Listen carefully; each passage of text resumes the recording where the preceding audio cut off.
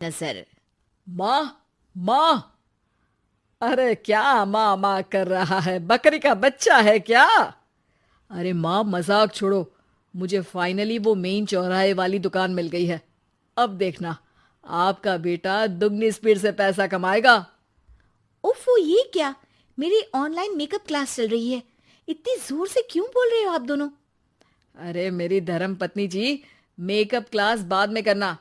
वो चौराहे वाली दुकान मिल गई है हमको। अरे वाह! रुको, मैं अपनी माँ को फोन लगाकर बता देती हूँ। अरे मैं भी अपने रिश्तेदारों को बता देती हूँ। कितनी खुशी की बात है। हाँ हाँ, मैं भी अपने दोस्तों को बता देता हूँ। एक हफ्ते बाद रजिस्ट्री है।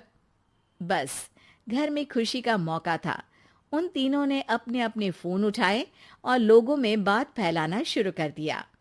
और रही सही कसर, श्वेता बहू ने अपने पड़ोस में सबको बताकर कर दी। अरे वर्मा आंटी, अब हम भी जल्दी कार ले लेंगे। घर का रेनोवेशन होगा और ठाट से रहेंगे हम भी। अरे, ऐसा क्या हुआ? लॉटरी बाटरी लग गई है क्या?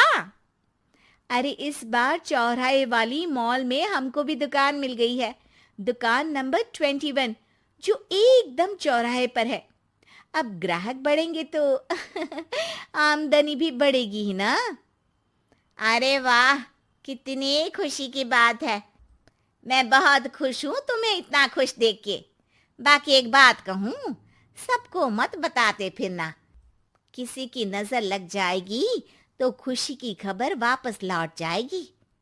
हैं? ऐसे थोड़ी ना होता है। अब डरा रही हो। अरे सही कह रही हूँ। काली नजर कहते हैं इस चीज को, जब आप किसी को कुछ बताओ और वो काम बिगड़ जाए। अरे लेकिन मैं तो। तुमने सबको बता दिया ना?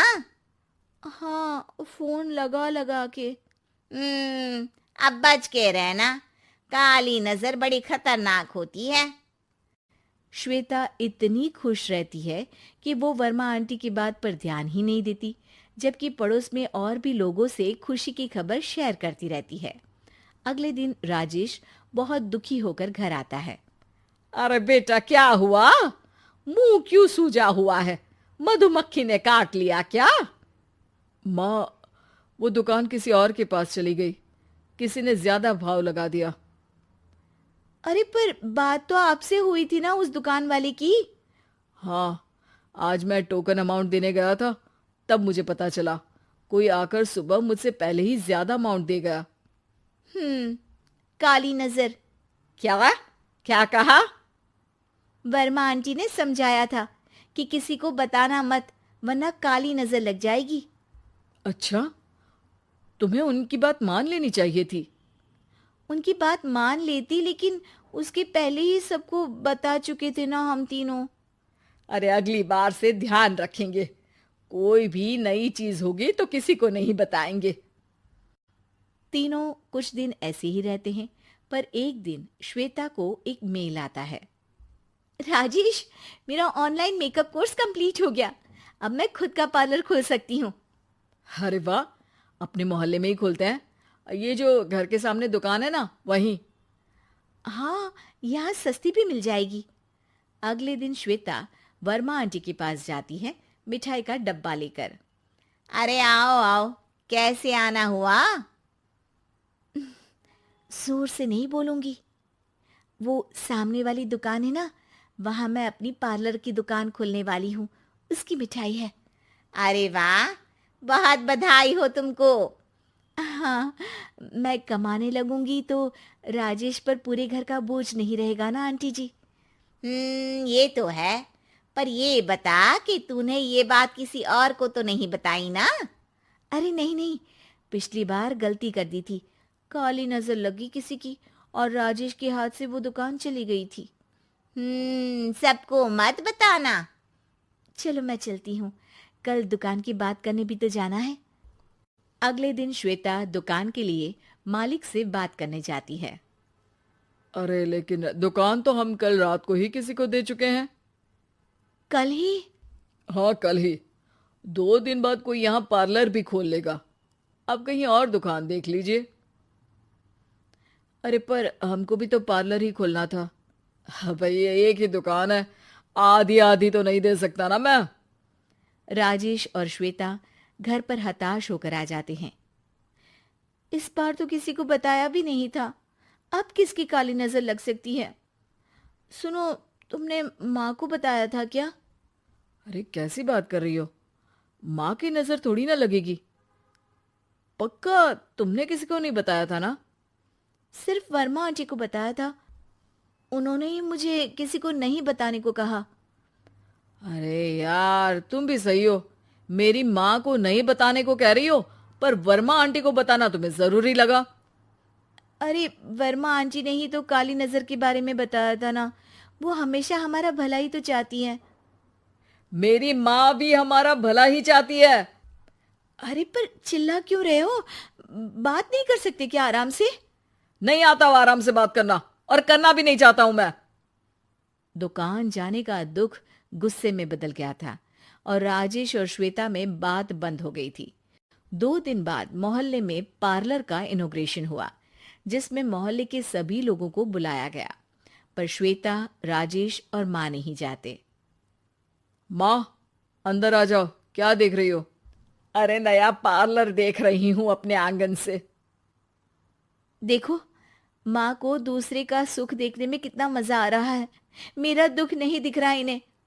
यहाँ मेरा पार्लर भी तो हो सकता था। अरे चुप रहो यार, हर बात में लड़ाई क्यों ढूंढ रही हो? राजेश और श्वेता फिर बहस करने लगते थे। तभी माँ ने दोनों को बाहर बुलाया। अरे जरा देखो तो, दुकान चलाने वाले का बोर्ड पर नाम क्या लिखा है? श्रुति वर्मा। गाड़ी निकाले बेटा, हमें कहीं जाना है। काली नजर का इलाज कराने? राजेश अपनी बाइक निकालता है। तीनों ट्रिपलिंग कर रहे हैं। माँ राजेश को उस मॉल वाली दुकान पर लेकर जाती है जहां राजेश अपनी दुकान खोलने वाला था। यही दुकान लेना चाहता था ना तू? हाँ, पर इनको भी दुखी करने लेकर आई हो क्या यहाँ पर दुकान दिखाकर? वह काफी नहीं था? अरे श्वेता, थोड़ा सब्र रख, अभी पता चलेगा कि हम यहाँ क्यों आए हैं। बता, इस दुकान चलाने वाले का नाम क्या है? अनुपम वर्मा। कुछ समझ में आया?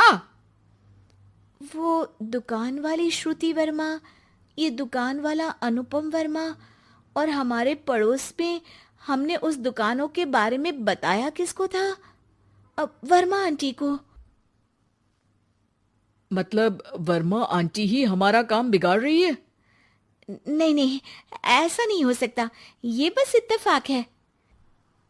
राजेश अपना फोन निकालता है और श्रुति वर्मा और अनुपम वर्मा के नाम फेसबुक पर सर्च करता है, जहां ये दोनों ही वर्मा आंटी के रिश्तेदार होते हैं। श्वेता को समझ में आ जाता है कि वर्मा आंटी की ही नजर खाली नजर है। अब क्या करना है? कोई भी खुशी की खबर हो तो काली नजर से बचना है, यानी वर्मा आंटी से बचना है। अरे पर मुझे ये समझ में नहीं आया कि वो हमारे साथ ऐसा क्यों करेंगी। अरे बेटा, एक सीख है, दूर के आदमी को आपकी तरक्की से कम परेशानी होगी, पड़ोसी को ज्यादा। दोनों माँ की बात में हामी भरते हैं और अगला काम चुपचाप करने की कसम खाते हैं, ताकि आगे से वर्मा आंटी कोई काम ना बिगाड़ सके।